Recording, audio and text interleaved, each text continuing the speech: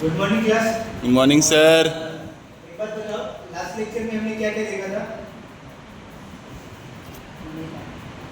कौन था last lecture में? हाँ बोल।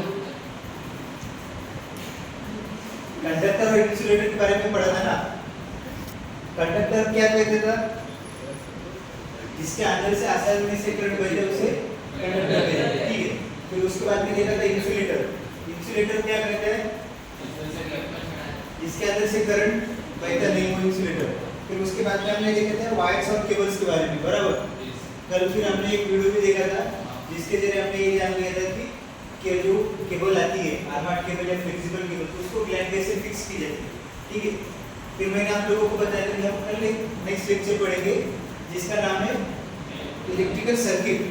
ओके, आज का पार्ट होगा इलेक्ट्रिकल सर्किट। तो मुझे एक बात बताओ, सर्किट किसे कहते हैं? सर्किट किसे कहते हैं?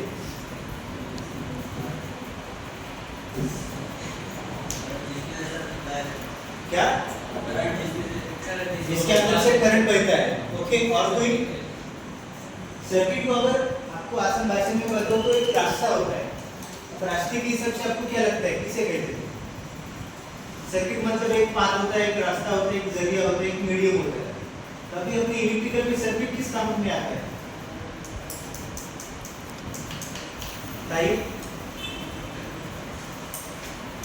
सर्किट मतलब एक रास्ता, एक पाथ, एक जरिया, एक मीडियम। तो अपने इलेक्ट्रिकल में इसका क्या काम है? जोर से हो। लाइट लाइट जलती है, अच्छा, मतलब बल्ब चलता है, ओके। और पंखा चलता है, ओके। और इलेक्ट्रिकल मशीन इक्विपमेंट चलते हैं, ठीक है। तो अभी इलेक्ट्रिकल सर्किट मतलब क्या है? एक जरिया है जिसके रास्ते से या जिसके जरिए हम लोग क्या करते हैं, इलेक्ट्रिक सप्लाई को पास करते हैं। किसके जरिए? स्विच है, सॉकेट है, केबल, कंडक्टर, इनके जरिए हम लोग रास्ता बना के सप्लाई को पास करने के लिए जो रास्ता प्रोवाइड करते हैं, जो कंप्लीट पाथ होता है, उसे हम लोग क्या बोलते हैं? सर्किट बोलते हैं। अभी इलेक्ट्रिकल में हम यहाँ पे पढ़ने वाले इलेक्ट्रिक सर्किट। तो इलेक्ट्रिकल में कितने सर्किट हो सकते हैं, कुछ आइडिया है? क्योंकि क्या हम लोग सर्किट पढ़ने जा रहे हैं, सर्किट क्या होता है तो हमने देख लिया, लेकिन सर्किट कितने टाइप्स के हो सकते हैं या क्या हो सकते हैं कुछ मालूम है? वही आज हम देखने वाले हैं। सबसे पहले देखेंगे, ये देखो इलेक्ट्रिक सर्किट। नॉर्मली अगर आप देखोगे तो तीन टाइप के सर्किट आते हैं। कौन कौन से? एक क्लोज सर्किट है, एक ओपन सर्किट और एक शॉर्ट सर्किट। जैसा मैंने थोड़ी देर पहले आपको बताया था, सर्किट मतलब क्या होता है? विद्युत धारा बहने के लिए मार्ग या फिर पाथ बोलते हैं, जरिया बोलते हैं, रास्ता बोल सकते हैं, ठीक है। इसमें तीन टॉपिक बोले गए थे, क्लोज सर्किट, ओपन सर्किट और शॉर्ट सर्किट। यहाँ पे आप लोगों को डायग्राम भी दिखाई गई है। क्लोज सर्किट मतलब क्या है? जिसके अंदर से एक प्रॉपर तरीके से एक रास्ता दिखाया जाता है। जैसे अभी हमें क्या आता है, यहाँ से हमें स्टेशन तक जाना है, यहाँ से स्टेशन तक जाने के लिए प्रॉपर वे मालूम होना चाहिए ना। यहाँ से निकलेंगे, अभी हम इधर से निकलेंगे, बाहर रिक्शा मिलेगा, रिक्शा में बैठ के हम किधर जाएंगे? निकल के, निकल से दूसरा रिक्शा पकड़ के किधर जाएंगे? स्टेशन तक। मतलब ये क्या हुआ? पूरा कंप्लीट सर्किट हो गया, इधर से निकले आप उधर पहुंचे, ठीक है। लेकिन अगर आप बात करते हैं ओपन सर्किट की, यहाँ पे देखो क्लोज सर्किट में क्या होगा? पूरा कोई ऐसे सप्लाई निकला, लोड के जरिए न्यूट्रल पॉइंट तक आ गया, मतलब कंप्लीट हो गया। लेकिन आप ओपन सर्किट की बात करते हैं तो क्या होगा? सप्लाई इधर से निकला पॉजिटिव नेगेटिव से, लैब में आया लोड में, लोड से निकला इधर ब्रेक हो गया। जहाँ पे भी ब्रेक होता है मतलब जिस जगह पे सर्किट ओपन होता है, मतलब करंट को बहने के लिए कहीं पे रुकावट आती है, तो उस टाइप के सर्किट को हम क्या बोलते हैं? Open circuit. फिर तीसरा आता है शॉर्ट सर्किट। अभी ये डायग्राम देखो, ये बैटरी सोर्स दिखाया है, इधर लैब दिखाया है, दोनों को केबल के जरिए सर्किट कंप्लीट किया है, लेकिन बीच में से ब्लैक कलर की केबल दिख रही है। इसका मतलब क्या है? फेज और न्यूट्रल या फिर पॉजिटिव और नेगेटिव विदाउट लोड। लोड मतलब क्या? कोई बल्ब नहीं है, कोई फैन नहीं है, कोई भी चीज जिसके चलते सप्लाई की चीज ऑपरेट होती है, उस चीज के बगैर अगर हम लोग फेज और न्यूट्रल को एक करते हैं तब जाके वो शॉर्ट सर्किट होता है। उसकी प्रॉपर डेफिनेशन भी आपको यहाँ पे आगे मिलेगी। ये देखो क्लोज सर्किट मतलब क्या है? विद्युत सप्लाई सोर्स को पॉजिटिव टर्मिनल से नेगेटिव टर्मिनल लोड के बीच में डायरेक्टली पहुंचाता है, उसे हम क्लोज सर्किट कहते हैं। यहाँ पे समझने के लिए एक नॉर्मल डायग्राम है और एक प्रॉपर डायग्राम है। यहाँ पे हमने बैटरी लगाई है, बैटरी से क्या हुआ है?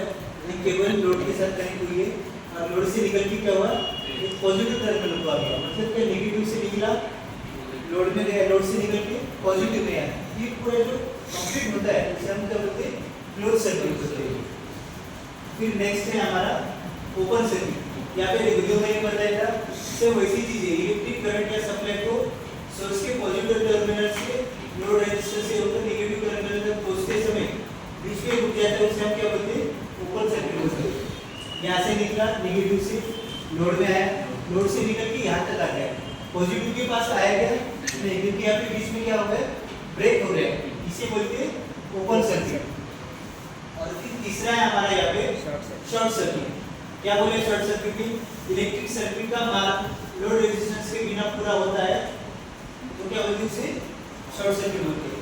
लोड रेजिस्टेंस के बगैर पूरा होता है, मतलब क्या, इधर से निकले नेगेटिव से लोड के पास आया, ठीक है, लेकिन बीच में इधर क्या हो गया, एक जंपिंग जोड़ा है, एक कंडक्टर जोड़ा जिसके जरिए इनको शॉर्ट किए।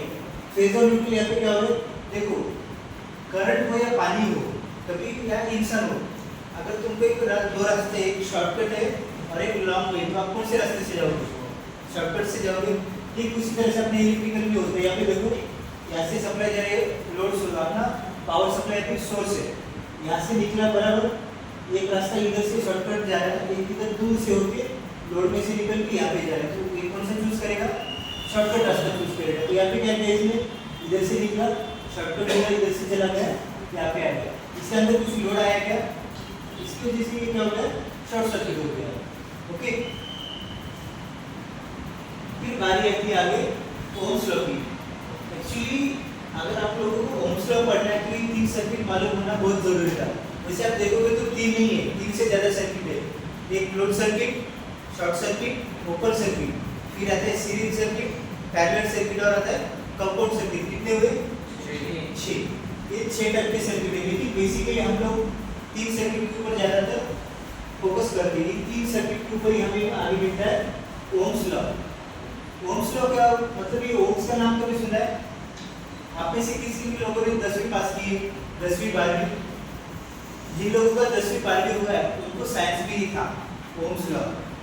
ओम्स एक साइंटिस्ट था जिसने यहाँ पे इन्वेंशन किया था। क्या हुआ, ओम नाम का एक साइंटिस्ट है, जैसे पाइथागोरस है, ठीक है, थॉमस एडिसन है, आर्यभट्ट है, ठीक उस तरह से ओम्स नाम का साइंटिस्ट है जिसने करंट, वोल्टेज और रेजिस्टेंस इन तीन चीजों के बीच में क्या रिलेशन है वो यहाँ पे उसने एक्सपोज किया था, सबके सामने उसने पेश किया था। अभी करंट, वोल्टेज, रेजिस्टेंस क्या है हमने कब पढ़ा था, बेसिक इलेक्ट्रिसिटी, ठीक है, introduction of basic electricity one में करंट भी पढ़ा था, वोल्टेज भी पढ़ा था, रेजिस्टेंस भी पढ़ा था। फिर एक बार हम उसको रिपीट करते हैं। करंट क्या होता है, कुछ याद है, पावर देता है, नहीं, और फुरकान, मशीन, टाइप, इलेक्ट्रॉन्स के भाव को हम लोग क्या बोलते हैं, करंट बोलते हैं। फ्लो ऑफ इलेक्ट्रॉन्स मतलब क्या होता है, करंट। और वोल्टेज क्या होता है, इलेक्ट्रॉन्स अपना जो करंट है उसको बहने के लिए जिस फोर्स की रिक्वायरमेंट होती है वो है हमारा वोल्टेज।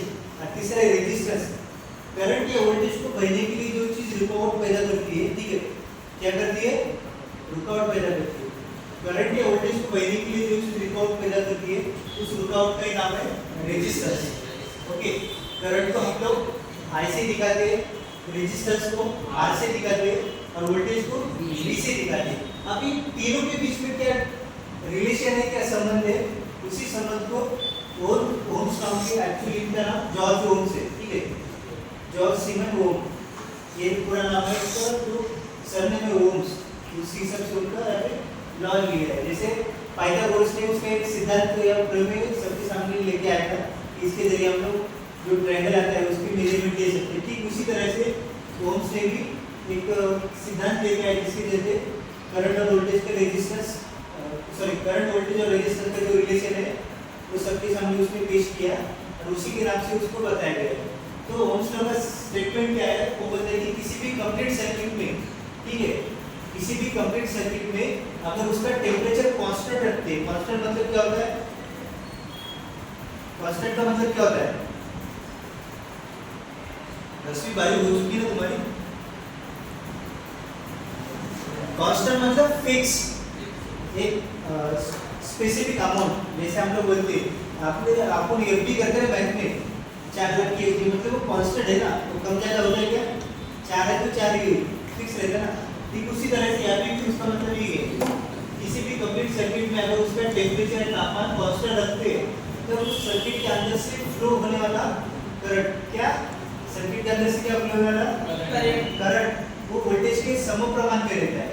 और जो रेजिस्टेंस रहता है उसके अपोजिट प्रमाण में रहता है। फिर उसको अगर इंग्लिश में बोलना चाहिए तो क्या बोलते हैं, current is directly proportional to voltage और inversely proportional to the resistance. Directly proportional मतलब क्या, अगर ये 2 कदम आगे गया तो बाजू वाला भी 2 कदम आगे जाएगा, अगर ये 2 कदम पीछे आया तो बाजू वाला भी 2 कदम पीछे जाएगा। मतलब क्या है, ये वोल्टेज जो है करंट के डायरेक्टली प्रोपोर्शनल है। अगर वोल्टेज बढ़ेगा तो करंट भी बढ़ेगा, अगर करंट कम होगा तो वोल्टेज भी कम होगा। इसको बोलते हैं डायरेक्टली प्रोपोर्शनल। और अब आगे क्या बोला है, समप्रमाण में रहता है रेजिस्टेंस, उसके विपरीत यानी विरुद्ध दिशा में बहता है। अपोजिट मतलब अरे अपोजिट नॉर्मल वर्ड है, राइट साइड नहीं दे, अरे सामने बोलना, सामने नहीं। अपोजिट मतलब एक दूसरे के अपोज में रहते हैं, ये इधर देखता है तो ये इधर देखता है, दोनों कभी मिलते नहीं। ये बोलते हैं आज इधर जाएंगे तो दूसरा बोलता है नहीं आज इधर जाएंगे, उसको अपोजिट बोलते हैं। जैसे दिन रात है, काला सफेद है, अच्छा बुरा, ये अपोजिट है ना। ठीक उसी तरह से अगर करंट बढ़ता है तो पहले स्टेटमेंट में क्या बोला था, अगर किसी सर्किट के अंदर टेम्परेचर कांस्टेंट रहता है तो उसके अंदर का करंट वोल्टेज के समप्रमाण में रहता है और रेजिस्टेंस अपोजिट रहता है। करंट बढ़ा तो वोल्टेज बढ़ता है, लेकिन सेकंड स्टेटमेंट में क्या होता है, वो उसके अपोजिट रहता है। करंट बढ़ेगा तो रेजिस्टेंस कम होगा, उसको क्या बोलते हैं, इनवर्सली प्रोपोर्शनल बोलते हैं। करंट बढ़ेगा तो रेजिस्टेंस कम होगा, रेजिस्टेंस बढ़ेगा तो करंट या वोल्टेज कम होगा, क्योंकि करंट और वोल्टेज दोनों एक समान रहते हैं। सिर्फ ये रेजिस्टेंस जो है वो अलग बात है। अगर ये बोलेंगे आज हम इधर जाएंगे तो बोलते हैं आज इधर नहीं, हम लोग इधर जाएंगे। आपको समझने के लिए आसान लैंग्वेज में बता दूं, आप सभी लोग गाड़ी चलाते हो, कोई मोटरसाइकिल चलाता है, कोई स्कूटी चलाता है, चलाते हो ना। गाड़ी की स्पीड कैसे बढ़ती है, एक्सीलेटर देने से। बराबर। तो यहाँ पे आप लोग क्या समझो, गाड़ी की स्पीड और जो आपका एक्सीलेटर है वो करंट और वोल्टेज है। आपकी गाड़ी की स्पीड क्या है, करंट है, ठीक है। और वो करंट को बहने के लिए हमें क्या जरूरत होती है, फोर्स की। तो फोर्स कहाँ से मिलता है, इंजन, एक्सीलेटर से, ठीक है। तो यहाँ पे क्या करना, गाड़ी की स्पीड जो है आपका करंट है और जो आपका एक्सीलेटर है वो क्या है, वोल्टेज है। जितना आप एक्सीलेटर बढ़ाओगे उतनी गाड़ी की स्पीड बढ़ेगी। जैसे आप एक्सीलेटर कम करोगे तो गाड़ी की स्पीड कम होगी, ठीक है। लेकिन यहाँ पे एक चीज है जो आपका रेजिस्टेंस बोला है, उसको आप लोग क्या समझो, गाड़ी का ब्रेक। अगर आप लोग ब्रेक ज्यादा दबाते तो क्या होता है, गाड़ी की स्पीड कम होती है। ये दोनों अपोजिट है ना, इसको बढ़ा रहे तो ये कम होगा, ठीक है। अगर आप रेस बढ़ाओगे, अगर आप लोग ब्रेक छोड़ोगे तो गाड़ी की स्पीड बढ़ेगी, लेकिन अगर आप ब्रेक बढ़ाओगे तो गाड़ी की स्पीड क्या होगी, कम होगी। आसान है ये समझने के लिए, करंट वोल्टेज और रेजिस्टेंस का रिलेशन समझने के लिए गाड़ी का ब्रेक, एक्सीलेटर और गाड़ी की स्पीड, अगर ये चीजें याद में रहेगी ना तो आपको ओम्स लॉ भी याद रहेगा। अभी हमने ओम्स लॉ तो पढ़ा, लेकिन इसका फायदा क्या है, फायदा भी मालूम होना चाहिए ना, बराबर है। सही की गलत बताइए, सही है तो हमने ये पढ़ा क्यों फिर,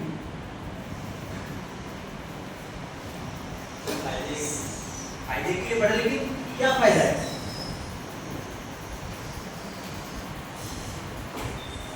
आप लोगों को याद है, हमने थोड़ी देर पहले बोला था, जॉर्ज सीमंस ओम्स ने क्या किया था, एक रिलेशन बताया था, किसका, करंट और वोल्टेज का, रेजिस्टेंस का रिलेशन। अभी मान के चलो हमारे पास सर्किट में कोई बोलता है कि हमारे घर में इतना वोल्टेज आ रहा है और इतना करंट है। अगर वो बोलेगा कि रेजिस्टेंस निकाल तो कैसे निकालेंगे, कैसे निकालोगे, क्या करंट और वोल्टेज के ऑपोजिट में रेजिस्टेंस है, ठीक है। लेकिन हमें क्या किया, किसी ने बोला कि आपके सर्किट में 5 एम्पीयर करंट जा रहा है और आपका जो वोल्टेज है वो 220 वोल्टेज है, ठीक है। तो आपको रेजिस्टेंस मालूम करना है तो कैसे करोगे, क्या, जोर से बोल, जो भी बोल रहा है जोर से बोल। पेपर गिराएगा तो सप्लाई सर्किट कैसे मालूम होगा? वोल्टमीटर से हम लोग वोल्टेज मेजर करते हैं, एमीटर से करंट मेजर करते हैं, तो रेजिस्टेंस कैसे मेजर करेगा? मल्टीमीटर से, ठीक है, बराबर मल्टीमीटर के जरिए करेगा। लेकिन मान ले तेरे पास मल्टीमीटर नहीं है, तुझे मैन्युअली करना है, तो उस समय कुछ ना कुछ चाहिए ना, बराबर। मल्टीमीटर के जरिए हम लोग सारी चीजें मालूम करेंगे, लेकिन मल्टीमीटर नहीं है, रेजिस्टेंस नापने के लिए ओम मीटर नहीं है, तो उस समय क्या करेंगे? कैलकुलेशन आना चाहिए, ठीक है। तो वही रिलेशन हमें यहाँ पे मालूम होगा। अभी देखो मैंने क्या बोला था, हमारे पास क्या है? करंट है और वोल्टेज है, ठीक है। करंट और वोल्टेज हमें क्या निकालना है? रेजिस्टेंस। तो इसके लिए पिरामिड है, ये पिरामिड दिख रहा है आप लोगों को, ठीक है। जब भी आपको कोई चीज निकालनी होती है तो उसको ढक लेना। अभी मैंने क्या बोला था, हमारे पास करंट है, वोल्टेज है, रेजिस्टेंस निकालना है, तो क्या करने का? ये पिरामिड दिख रहा है, वोल्टेज के लिए V, करंट के लिए R और रेजिस्टेंस के लिए R। हमने क्या बोला था? करंट है, वोल्टेज है, क्या निकालना था? R निकालना था, तो इसको ढक दो। क्या दिख रहा है? V है, ठीक है। Vodafone idea. अभी यहाँ पे V है, R रखने के बाद कभी यहाँ पे सेकंड वाला फॉर्मूला लिखो, R equals to V divided by I। अपना V क्या बोला था मैंने? 220 और करंट कितना था? 5 एम्पीयर। 5 अगर 220 को 5 एम्पीयर से डिवाइड करके तो कितना आता है? ऐसे आएगा ना, रुक तेरे को दिक्कत है।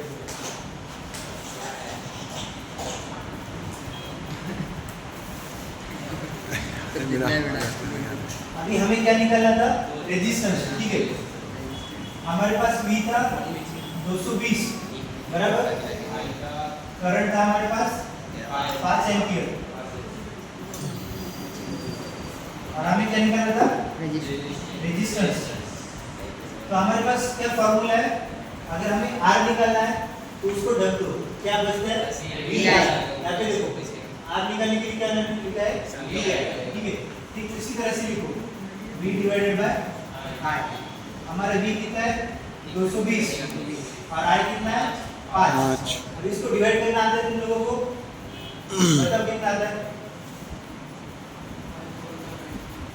5 4 जा 20, बराबर। कितना बचा? 44। बचा कितना? फाइनल आंसर मत बताओ। ये देखो, जिनको नहीं आता वो देख लो, बराबर सीख लो। 5 220, ठीक है। 5 का टेबल हमें 22 तक बोलना है या फिर उसके आसपास में। हाँ 5 4 जा 20 और 5 5 जा 25। ये बड़ा होता है, ठीक है। हाँ। इससे छोटा क्या है हमारे पास? 20 5 4 जा 20 22 में से 20 के कितने बचते? 2 दो या फिर ये? हाँ अभी 0 बचे कितना? 0 इसको एज इट इज हमने यहाँ पे 0 डाल दिए। कैरी फॉरवर्ड कर दो, ठीक है। यहाँ पे 0 आ गया। 5 4 जा 20 20। अब 5 के टेबल में 20 आ जाएगा। आता है ना 4 बार में कट्टम कुट्टी।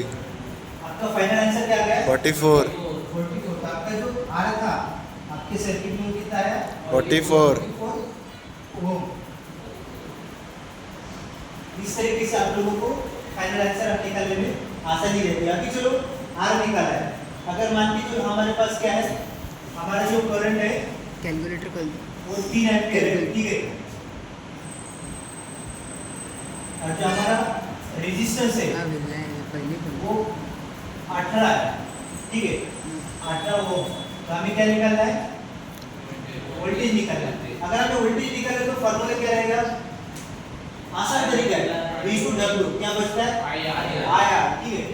तो यहाँ पे देखो V इधर है, तो उसको निकालने का फॉर्मूला क्या है? आया। तो यहाँ पे क्या करने का? इंटू करेंगे।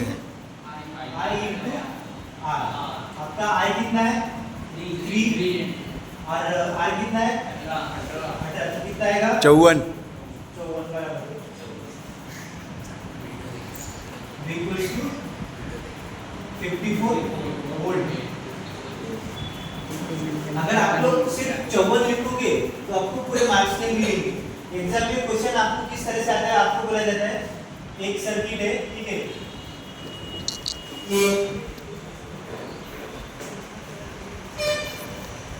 उसमें 220 वोल्ट का सप्लाई है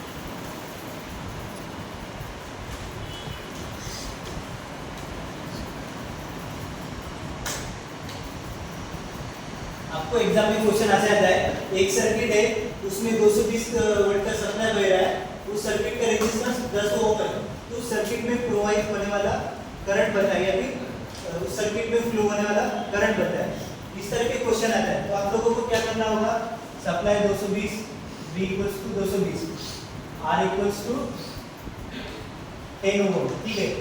आपको इस तरीके से लिखना होता है, निकाला क्या है I, हमने I निकाला क्या, आप लोग R निकाला, V निकाला, लेकिन I नहीं निकाला, बराबर नहीं। तो आपको क्या करना होगा, V है हमारे पास 220, R है 10 ओम, I निकालने का है। तो I निकालने के लिए क्या करना पड़ेगा, I को डब्ल्यू क्या बचता है R, तो ठीक उसी को उसी तरह से लिखने का, I इक्वल्स टू V ऊपर R नीचे, ओके। सर ऐसा लिखे तो आरबी होगी सही है। कौन सा आरबी भी लिखे तो चलेगा नहीं, वो गलत हो जाएगा, वो गलत हो जाएगा। अगर उसको उल्टा करेगा तो आंसर कुछ अलग आएगा, जो हमें चाहिए वो नहीं मिलेगा।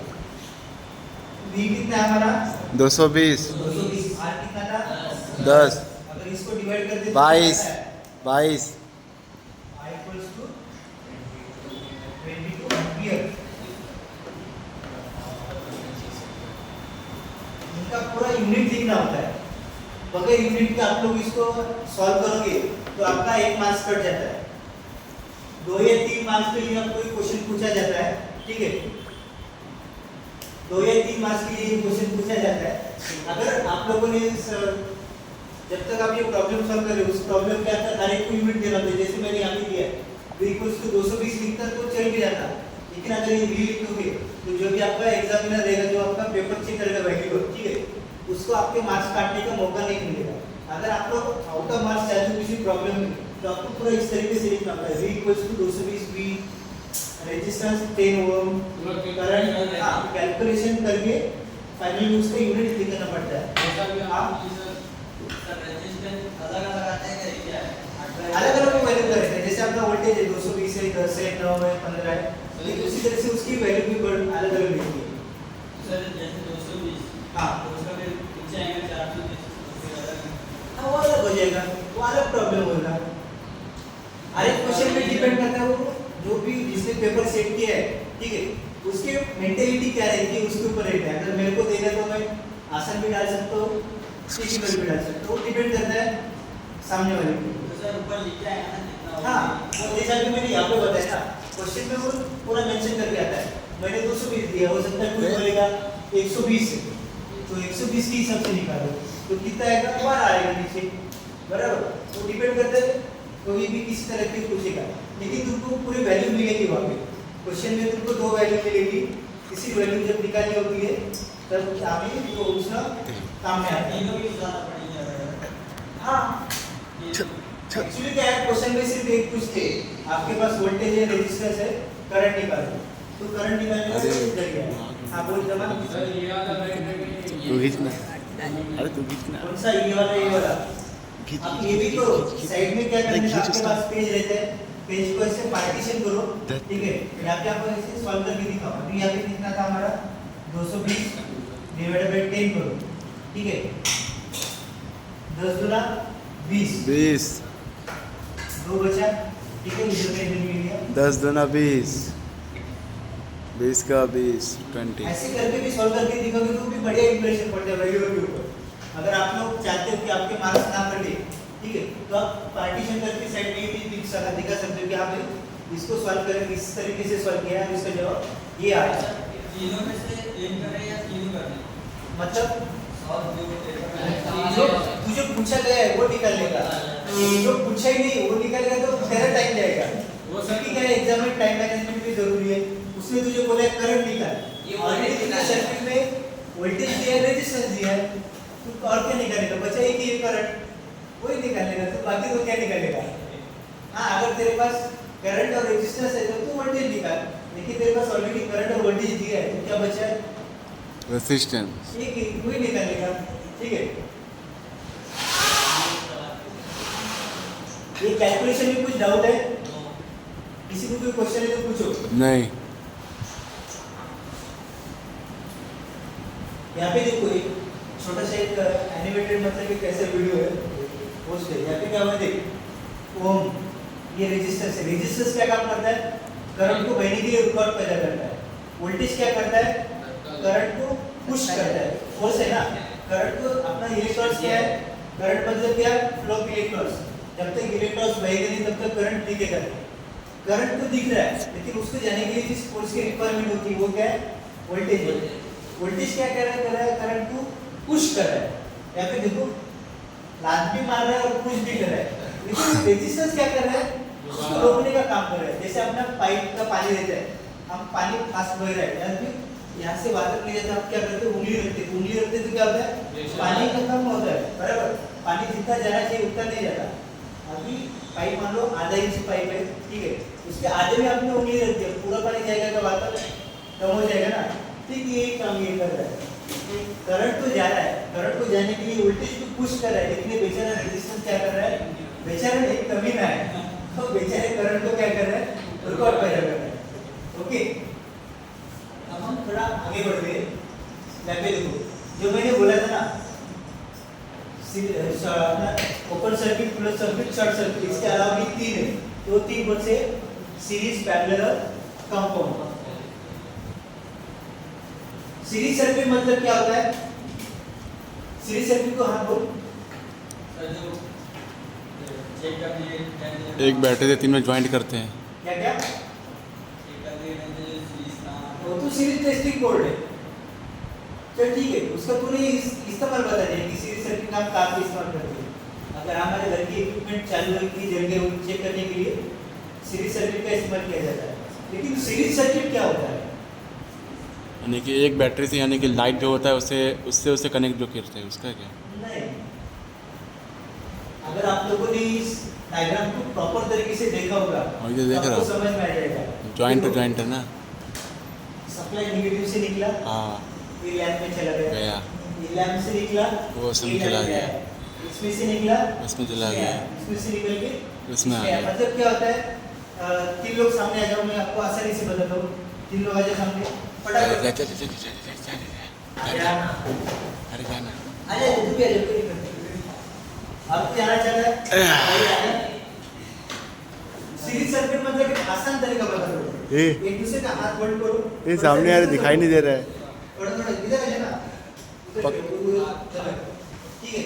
अभी मान के चलो मैं सप्लाई सोर्स हूँ, ठीक है, मैंने क्या किया, मेरा जो सप्लाई है फेज, ठीक है, फेज है फिर पॉजिटिव बोल सकते हो, मैंने इसको दे दिया, पकड़ लेना, मैंने क्या किया, मेरा सप्लाई, मेरी ताकत इसको दे दी, अब वहाँ तक तो जाना चाहिए ना, तो क्या कर, मैंने इसको दिया, पहले इसके पास गया, ठीक है, पहले का आउटपुट दूसरे को इनपुट चला गया, ठीक है, अब इसको इनपुट मिला, दूसरे का आउटपुट तीसरे को इनपुट गया, अब इसको भी सप्लाई आ गया, ठीक है, फिर इसका आउटपुट इसके पास गया, बराबर।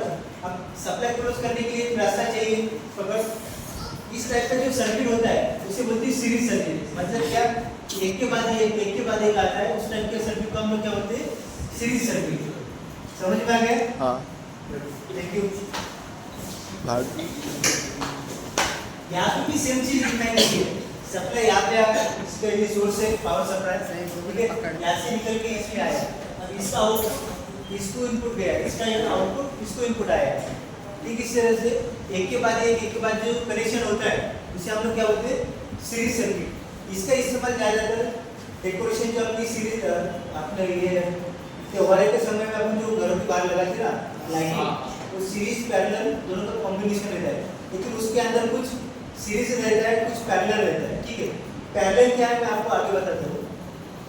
ये सीरीज सर्किट तो समझ में आ गया, हाँ। ठीक है। सीरीज सर्किट की कुछ कैरेक्टरिस्टिक्स आती है। कैरेक्टरिस्टिक मतलब क्या होता है, उसकी विशेषता एक खूबी या गुणधर्म, ठीक है। इसमें क्या बोला गया है, अभी देखो यहाँ पे क्या बोला है, पहला पॉइंट क्या है, इसको पढ़ना आता है, जोर से नहीं आता है। पढ़ ले।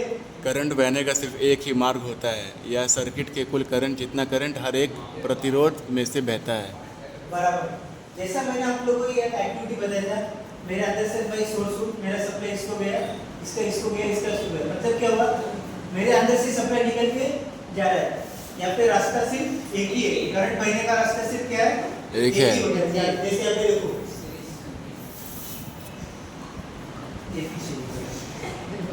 देखो यहाँ पे क्या हो रहा है, सप्लाई बहने का रास्ता सिर्फ ये इधर से निकलेगा, इधर जाएगा, इधर से निकलेगा, इधर जाएगा, इधर से यहाँ पे आएगा। यहाँ पे बहुत सारे रास्ते नहीं दिखाई देते, सिर्फ एक ही रास्ता होता है। फिर उसके बाद में और एक चीज क्या बोला है, हर एक रेजिस्टेंस में ओम के नियम के अनुसार करंट या रेजिस्टेंस जितना वोल्टेज ड्रॉप होता है। हमने ओम्स लॉ देखा था, ठीक है। वोल्टेज फाइंड आउट करने का फॉर्मूला क्या था, I into R, ठीक है। तो इसमें यहाँ बोला है कि अगर आप लोगों को क्या हुआ, मोबाइल गिरने के आगे कट करना पड़ेगा। ओम के लॉ के अनुसार वोल्टेज ड्रॉप होता है I into R। अगर आप मान के चलो आपने जितने जाते हो 10 वोल्ट का जोड़ा है लोड, ठीक है, 10 तो क्या होगा आपके सर्किट के अंदर I into R मतलब क्या, करंट गुना रेजिस्टेंस, जितना वो आएगा उतना आपके सर्किट के अंदर वोल्टेज आपको मिलता रहेगा, ठीक है। फिर तीसरा क्या बोला है, हर एक रेजिस्टेंस के वोल्टेज ड्रॉप को मिलाकर उस सर्किट का टोटल वोल्टेज मिलता है। मतलब क्या, अगर मान के चलो आपके पास 20 वोल्ट सप्लाई है, ठीक है, तो हर एक के अंदर कितना जाएगा, 20 को डिवाइड करता जाएगा। 20 है, ठीक है, 5 5 5 4 हो गए, तो 4 को मिला के कितना आएगा, 20 इस तरह से होता है, ठीक है। और इसके अंदर क्या होता है, वोल्टेज सभी भी इक्वल जाता है, सॉरी वोल्टेज सभी भी डिवाइड होता है। अगर मान के चलो हमारे पास 20 वोल्ट है और हमारे पास 4 लोड है, तो 20 हर एक में डिवाइड होगा, 20 डिवाइडेड बाय 4 करेंगे तो कितना आता है, 5 5, बराबर। लेकिन करंट वैसा नहीं रहता, करंट हर एक में इक्वल होता है। अगर मान के चलो स्टार्टिंग में आपका करंट 10 एम्पीयर है, तो सभी पे 10 एम्पीयर ही मिलेगा। वोल्टेज डिवाइड होता है, करंट एक जैसा रहता है, ओके। वोल्टेज सर कैसे डिवाइड? अगर मान के चलो आपने यहाँ पे क्या किया था, ये पिछला डायग्राम देखिए अपना, हमारी जो बैटरी है वो मान के चलो 12 वोल्ट की, ठीक है। यहाँ पे एक बल्ब जोड़ा है, एक जोड़ा है, 3 जोड़े, ठीक है। आप लोगों ने प्रैक्टिकल याद आता है मुझे, अपन जो मीटर का कनेक्शन किए थे, हमने सीरीज भी किया था, पैरेलल भी किया था। 2 लैंप एक पावर की देखो क्या होते हैं, डिम चले थे। हमारे पास सप्लाई तो 220 था, लेकिन अगर हमने सिंगल लगाए तो ब्राइट ग्लो हो रहा था, लेकिन अगर उसको हम सीरीज में किए तो क्या हो रहा था, डिम आया था ना, ब्राइटनेस कम थी। तो क्या होता है, वोल्टेज डिवाइड होता है, जितने ज़्यादा लोड जोड़ोगे उतना उसका जो आपका सप्लाई वो डिवाइड होता जाएगा। अभी हमने मान के चलो 12 वोल्ट की बैटरी है, 3 लैंप जोड़ी, तो 12 डिवाइडेड बाय 3 करोगे तो कितना आएगा, 4। तो हर एक के इसमें 4 वोल्ट का सप्लाई जाएगा, कि वो सभी 4 के हिसाब से वर्क करेंगे, इस तरह से डिवाइड होता है। लेकिन करंट की बात करोगे तो करंट सभी में एक जैसा होता है, ठीक है। पहला पॉइंट क्या था, इसके अंदर करंट को बहने का एक ही रास्ता होता है। फिर दूसरा क्या था, इसके अंदर ओम के रूल के हिसाब से वोल्टेज ड्रॉप होता है। तीसरा क्या था, यहाँ पे जो वोल्टेज रहता है वो डिवाइड होता है। चौथा क्या है, उसके अंदर का जो करंट है वो सभी में एक समान रहता है, ठीक है। अब अगला क्या है, अगर आपको सर्किट का टोटल रेजिस्टेंस फाइंड आउट करना है तो क्या करोगे, R R1 plus R2 plus R3, ये उसका फॉर्मूला है, ओके। फिर आगे एक पॉइंट है, ये बोलता है अगर मान के चलो सीरीज सर्किट है, बीच में से कोई एक लैंप निकालोगे तो पूरा का पूरा सर्किट ऑफ हो जाता है। जैसे हमने प्रैक्टिकल करते समय किया था, याद आ रहा है, उस समय आपने 3 लैंप सीरीज में जोड़ के एक निकल गया था तो क्या होता, पूरे लैंप बंद हो गए थे, ठीक है। चौथा क्या बोल, 6 नंबर में क्या बोलता है, एक जैसी कीमत का रेजिस्टेंस सीरीज में जोड़ने पर I को जितना सभी रेजिस्टेंस को एक जैसा वोल्टेज मिलता है और वो एक जैसा काम करता है। मैंने क्या बोला था आपको, उस समय क्या किया था, एक बल्ब 200 का जोड़ा था और एक 100 का जोड़ा था, तो उसमें क्या हुआ था, कम ज्यादा हुआ था, बराबर। लेकिन हमने दोनों भी बल्ब 200 वाट के लगाए थे तो क्या हुआ था, सभी में एक जैसा मतलब कांस्टेंट सप्लाई दिख रहा था ना, वही आगे। फिर आगे बारी आती है सीरीज सर्किट का इस्तेमाल की। अभी सीरीज सर्किट हमने पढ़ा, लेकिन इसका इस्तेमाल कहाँ होता है, जैसे तुमने शुरू में पहले बोला था, उनका क्या बोला था कि अगर हमें इक्विपमेंट टेस्ट करना है तो हम सीरीज सर्किट का इस्तेमाल कर सकते हैं। फिर उसके बाद में मैंने एक बोला था डेकोरेशन के लिए होता है, ठीक है।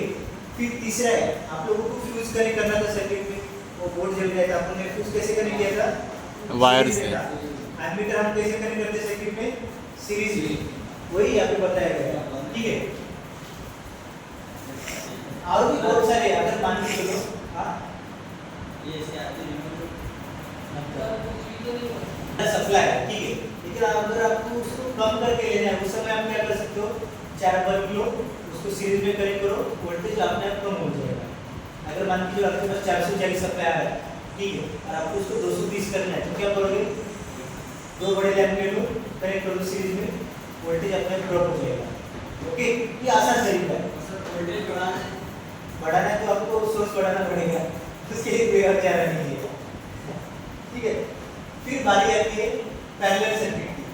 अभी ये डायग्राम देख लो, सीरीज सर्किट में क्या हुआ था, सर एक की जोड़ी सब एक के बाद एक चल रही थी, लेकिन यहाँ पे क्या हो रहा है, ये सोर्स है, सबको अलग अलग जा रहा है, सबको फेज अलग जा रहा है, सबको न्यूट्रल अलग जा रहा है, मतलब सेपरेटली जा रहा है।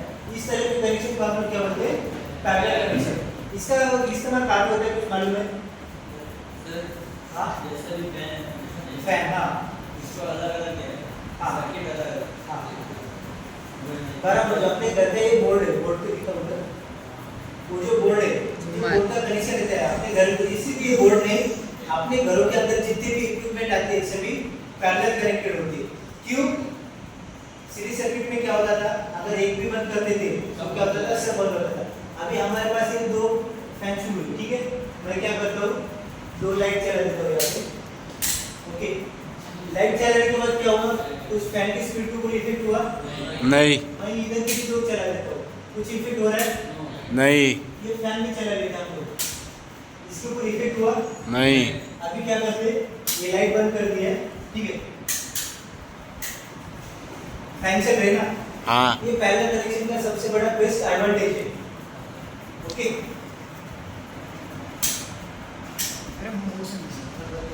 नहीं इसको कुछ नहीं, बटन छोड़ दो, वापस आ जाएगा। इसका सबसे बड़ा यही एडवांटेज है पैरेलल सर्किट का, अगर बीच में से किसी को भी बंद कर दो तो उसको कोई फर्क नहीं पड़ता, ये अपना काम अपने हिसाब से चला जाता है। सबसे बेस्ट एडवांटेज ये है, इसीलिए हम लोग इसका इस्तेमाल सबसे ज़्यादा करते हैं। अगर आप लोगों को थोड़ा आसान भाषा में बोलूं, पैरेलल सर्किट, हम हमारी बस्ती में फिर आगे लग जाए बस्ती में, उधर कुछ भी हो जाए फर्क नहीं पड़ता, ये आप सेपरेटली चल रहा है तो सेपरेटली चलेगा। यहाँ पे तो समझने के लिए आसान तरीके से बताया गया है, अरे को सेपरेटली फेज न्यूट्रल दिया गया है, बैटरी लगाया, पॉजिटिव और नेगेटिव करके अरे को सेपरेटली जाना है।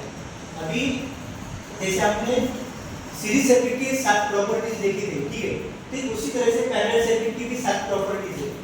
अभी पहली प्रॉपर्टीज क्या है, वी हर एक रेजिस्टेंस में अलग अलग क्या होता है, इलेक्ट्रिक सप्लाई मिलती है।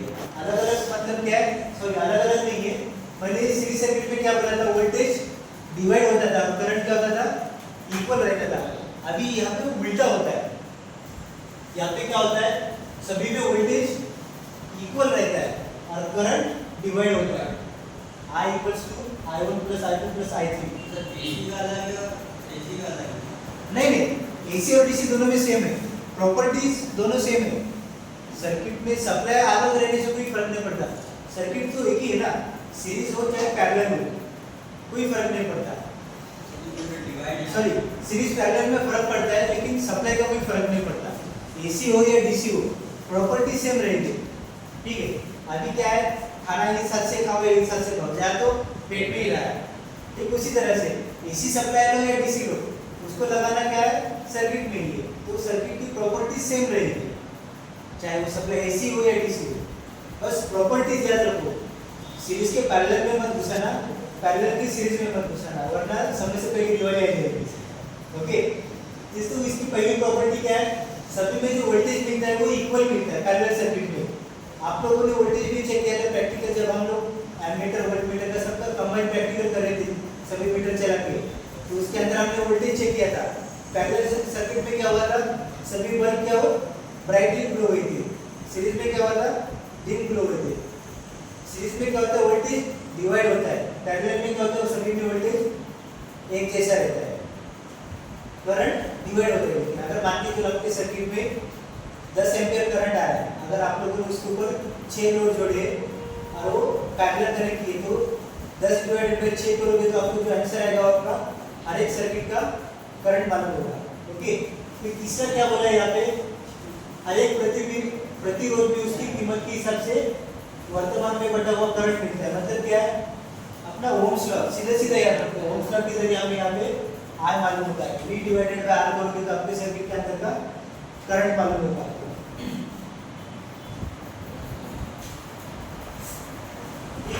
फिर यहाँ पे आगे वोल्टेज फाइंड आउट करने का एक फॉर्मूला बताया गया। सीरीज सर्किट में क्या हुआ था,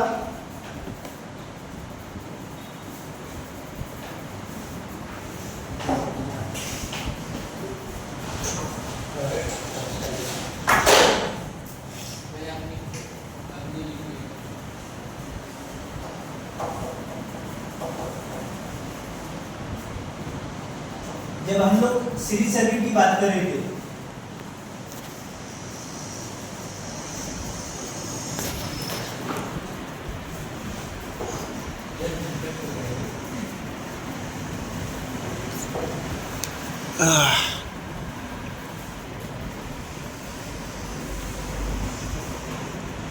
एक साइड में मैं सीरीज सर्किट का बताता हूँ, हाँ, और एक साइड में पैरेलल का बताता हूँ। बहुत मारा है यहाँ से।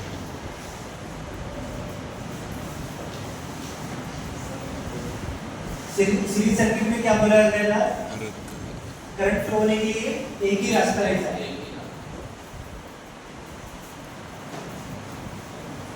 यहाँ पे जितने ज्यादा तुम लोड करोगे उतने ज्यादा रास्ते मिलेंगे। मतलब क्या है, यहाँ पे जितना ज्यादा लोड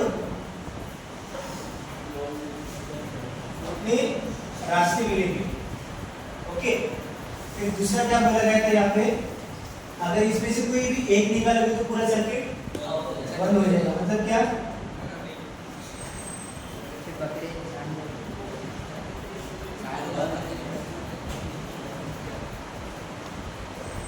एक निकालेंगे तो पूरा सर्किट बंद हो जाएगा। कोलैप्स हो जाएगा, बंद हो जाएगा। लेकिन पैरेलल सर्किट में वैसा होता है क्या, नहीं, ये सेपरेट रहता है।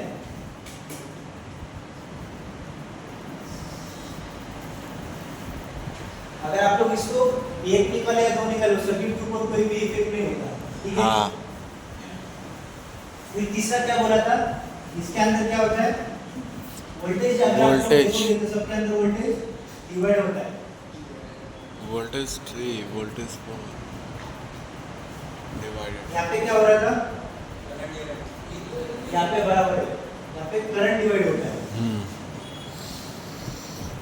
IT I1 I2 I3 I4 dot IN।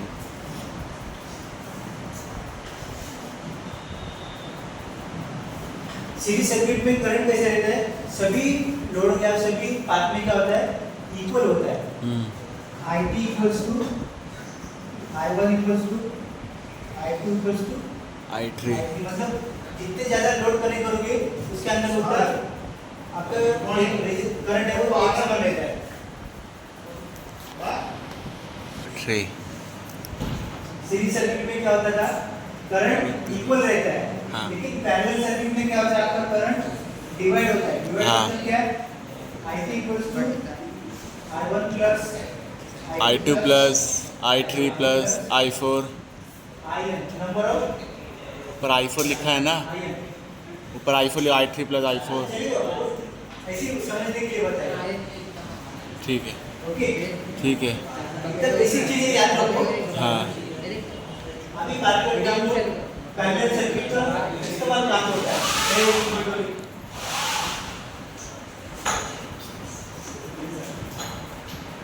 Parallel circuit के प्रॉपर्टीज तो हमने देख ली, ठीक है, कंपैरिजन भी देख लिया सीरीज पैरेलल का।